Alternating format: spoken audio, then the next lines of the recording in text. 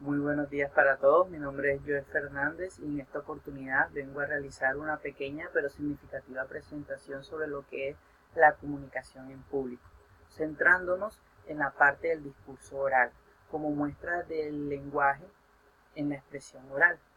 Y quiero comenzar esta presentación con una frase muy importante. El enemigo no es el auditorio, sino la falta de preparación del orador. Ese es el grave error que tenemos hoy en día a la hora de enfrentarnos a un público y es la poca preparación que se realiza para, para hacerle frente a un público. Y no solamente es la falta de preparación, sino la falta de información o de conocimiento sobre el público que vamos a manejar y los objetivos que debemos trazarnos a la hora de hablar con ese público sobre el tema que nosotros vamos a presentar. Bueno, entonces comencemos con esta presentación. Primero hablemos sobre lo que es el discurso. Recordemos que el discurso es ese mensaje, ya sea verbal u oral, que de pronto nosotros dirigimos a ese público con el fin de ¿qué? Con el fin de informar o el fin de persuadir o entretener. En muchos casos nosotros utilizamos las tres herramientas, los tres objetivos, ¿cierto? Puesto que nos hemos encontrado con discursos muy serios que nos dejan una grata información, pero también discursos que intentan persuadirnos e incluso entretenernos. Dentro del discurso podemos encontrar tres partes. Esas partes son el tema o contenido, el orador y el auditor. Muy importante centrarnos en el tema, saber de qué es lo que vamos a hablar, cuál es nuestra tesis, cuál es nuestro punto de vista, saber también quién va a ser nuestro auditorio, qué tipo de auditorio vamos a tener. Dentro del discurso está la planificación. La planificación se debe realizar en forma escrita. ¿Por qué en forma escrita? Porque por medio de la escritura nosotros podemos redactar en forma organizada y planificada todas las ideas que tengamos sobre el tema que queremos hablar. Y es que aparte de esto, también debemos saber que un discurso debe ser conciso, debe ser claro y tener un tema original, no centrarnos en las mismas temáticas de que se vienen hablando siempre, no, tratar de utilizar nuestra creatividad y hablar sobre temas que sean originales, temas que pueden incluirse temas del común, pero que manejen nuestro propio punto de vista. Dentro de los juicios que vamos a presentar en ese discurso, tenemos que tener en cuenta que deben ser claros, deben ser sinceros. Cuando hablo de sincero estoy hablando de objetividad, de pronto dejar un poco aparte la parte subjetiva, y tienen que ser precisos, no alargarnos tanto, no de pronto utilizar tantas ideas secundarias que no son necesarias para este tipo de expresión oral. Luego nos encontramos con la preparación de un discurso, una parte fundamental a la hora de enfrentarnos a un público. En la preparación de un discurso nos encontramos con la elección del tema. Ese tema debe ser una temática que nosotros manejemos, que nosotros conozcamos, que tengamos amplios conocimientos. Después vamos a ir al acopio de esta información. Seleccionamos la información, buscamos la información y seleccionamos lo que consideramos más importante. Luego vemos la parte de la selección de materiales, qué tipo de materiales vamos a utilizar para realizar nuestra presentación. Y luego sí nos vamos a la parte de la construcción del mensaje, en donde pues nosotros formamos el guión de lo que vamos a tratar. Y por último hacemos las conclusiones del tema. Ahora hablemos sobre los elementos que intervienen en la transmisión del mensaje.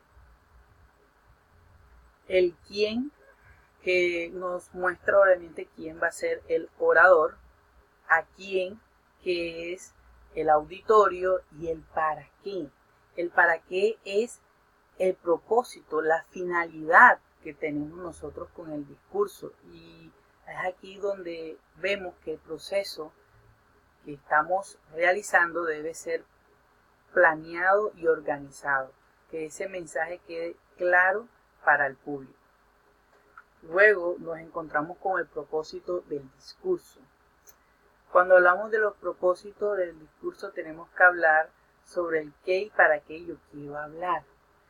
Existen dos partes en estos propósitos y son la parte general y la parte específica. El general, pues como lo veíamos en los objetivos, el informar, el persuadir y el entretener. Pero cuando hablamos de la parte específica, como podemos ver aquí, qué quiero lograr del público y cómo lo puedo lograr, esto necesita planeación. Y es por eso que nosotros debemos realizar un detallado y minucioso trabajo sobre lo que queremos presentar.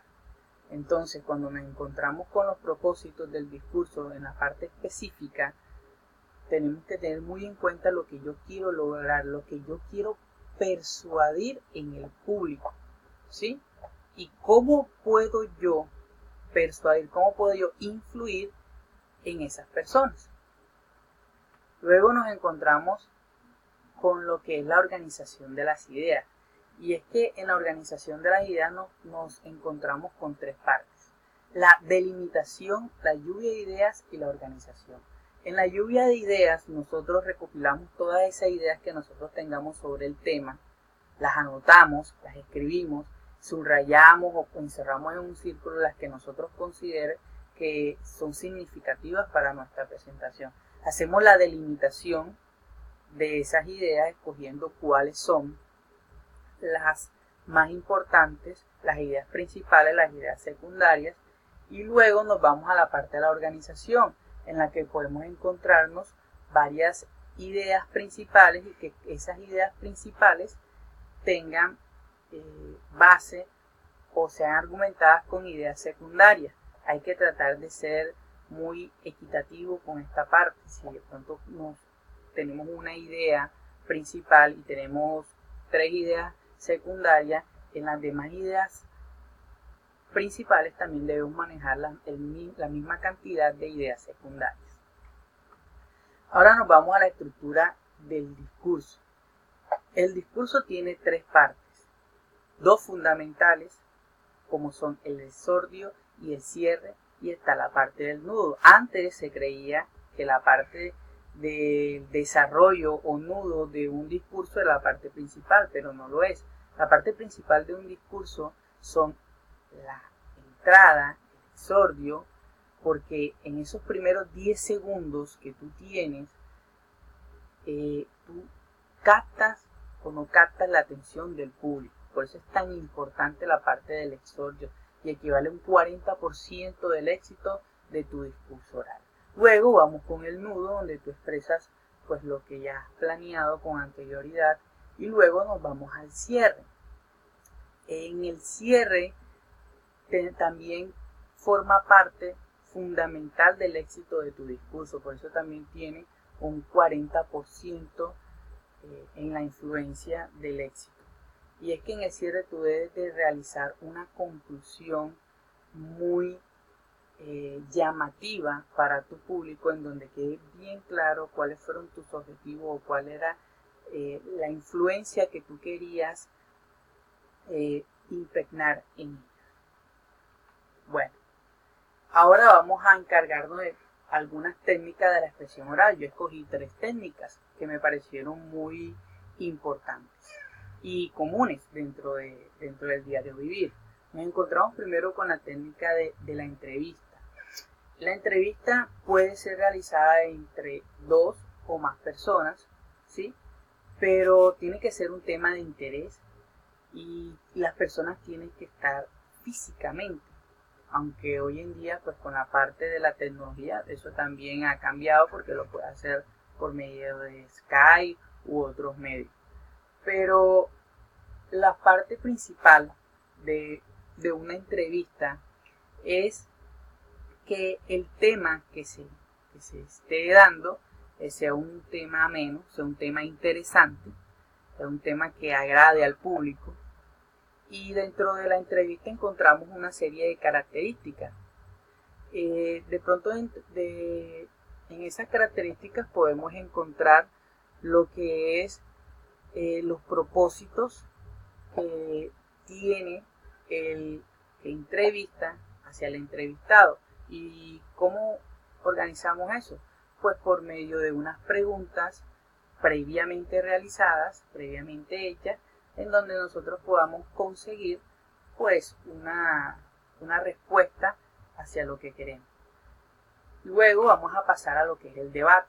Para mí, a mi opinión personal, la que más me gusta, el debate está conformado, obviamente, pues por una persona que es la que coordina todo el debate, es el que está a cargo del debate, y tenemos un secretario que es el que toma nota de todas las conclusiones que se lleguen en el debate.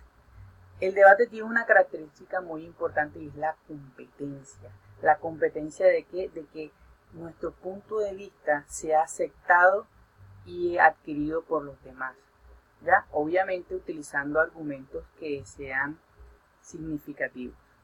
Dentro de esta técnica, como muy bien sabemos, el coordinador obviamente tiene que saber controlar y organizar bien el espacio y el tiempo para que cada persona pueda dar sus puntos de vista. Y por último nos encontramos con el foro, que es muy peculiar en estos días. El foro se puede dar de forma informal, en una técnica de forma informal, en donde las personas obviamente debaten y realizan mesas redondas sobre temas expresados en diferentes puntos de vista. También tiene un coordinador o tiene un moderador, pero se maneja en forma, digamos, más abierta, más amena, más entre amigos, hasta lo podríamos decir así. Entonces, esta ha sido la última de las técnicas. Espero que les haya agradado mi presentación y espero verlos muy pronto. Muchísimas gracias por su atención.